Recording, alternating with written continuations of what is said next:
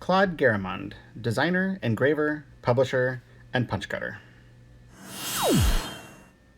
Claude who? In typography circles, the Garamond variety, of course. Oddly, not a lot is known about Mr. Garamond in his early years. Claude Garamond was born in Paris, France in 1499. Son of Yvonne Garamond and François Barbier, Claude Garamond came from a family of printers on both his mother's and his father's side. What's a Garamond? He worked in the tradition now called old-style serif design, which produced letters with a relatively organic structure, resembling handwriting with a pen, but with a slightly more structured and upright design. If you want to get very technical about his style, Garamond is characterized by its smaller-than-average apertures that are closed off early on the stem, low-line contrast, slightly cupped bases on the serifs, downward-sloping upper serifs, calligraphic terminals, serifs that are both heavily bracketed and rounded on the edges, pronounced diagonal stress, higher X height, and large difference between cap and ascender. Yes, that is a mouthful. To punch or not to punch? Garamond was one of the first punch cutters to work independently of printers. Punch cutting is a craft used in traditional typography to cut letter punches in steel as the first stage of making metal type. Cutting punches and casting type was the first step of traditional typesetting. The cutting of letter punches was a highly skilled craft, requiring much patience and practice. Garamond's Roman fonts, cut from 1531 onward, surpassed the best existing Romans in grace and clarity, and influenced European punch cutters for 150 years to come. Making his mark. Garamond came to prominence around 1540, when 3 of his Greek typefaces were requested for a royally ordered book series by Robert Estienne. Garamond based these types on the handwriting of Angelo Vergesio, the king's librarian at Fontainebleau. Punching the clock. Garamond worked for a variety of employers on commission, creating punches for publishers and the government. Here are some examples of Mr. Garamond's work. Some are simple, while others are very elaborate. Garamond revivals. Over the years, many different variations of Garamond have been developed.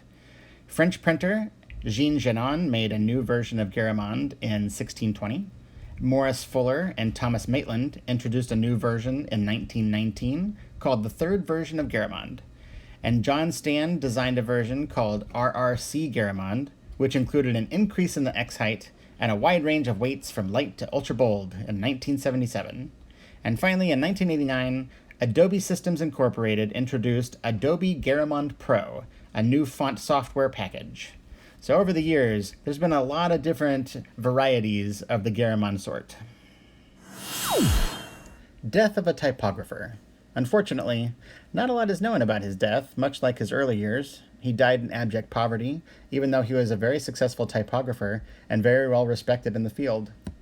In November 1561, roughly, following his death, his equipment, punches, and mattresses were inventoried and sold off. The sale was in 1563 to Christopher Plantin, who purchased the mattresses and other equipment in Paris at auction from Garamond's widow for his partnership in Antwerp. Garamond's effect on history.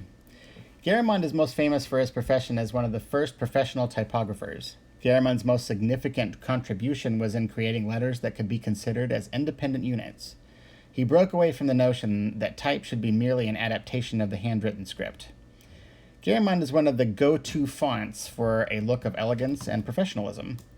Lots of famous companies over the years have adopted the font to enhance their brand, and I have selected some of those to showcase before you. Abercrombie & Fitch loved the font so much that they used it for their logo and storefront at every location. Neutrogena decided Garamond would be the most legible and give a nice clean look, which matches their brand for providing the best products for healthy and beautiful skin. Apple used a version of Garamond in an ad campaign that simply said, "Think different." This simple but effective statement written in the font in question was one of their most successful. And finally, Rolex, a British-founded Swiss watch designer, decided to go with a version of Garamond because they thought the font embodied excellence. What's being punched today? Because of its superior legibility, economic ink usage, and classic forms, Garamond is a favorite for books, manuals, or any printed material that features large bodies of small type, such as magazines and newspapers.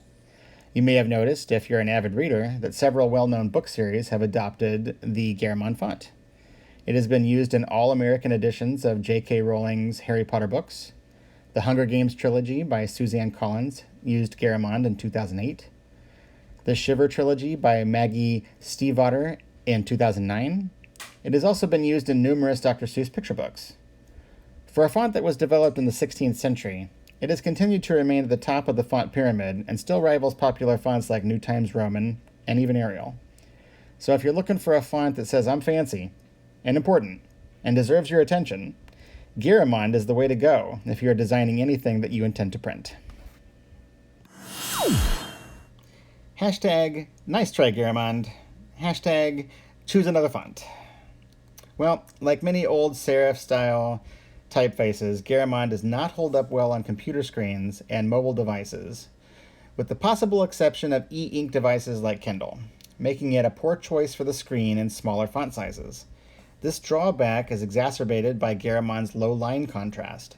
Basically, the very same attributes that make it such a great print font effectively thwart its usefulness as a screen font. So, hashtag not for web. Sorry, Garamond. Maybe better luck next time. Want more? Well, that wraps it up on my presentation on Garamond. While we know very little about the man who created this font, his work lives on and has become a staple for publishers and artists alike. If reading the history of fonts is enticing to you, here are a few books I found that cover the history of not only Garamond, but other typefaces that have changed history as well. Thank you for listening, and I'll leave you with a little font humor. What is a typographer's favorite food? It's cornflakes. It's a bold cereal that's just their type.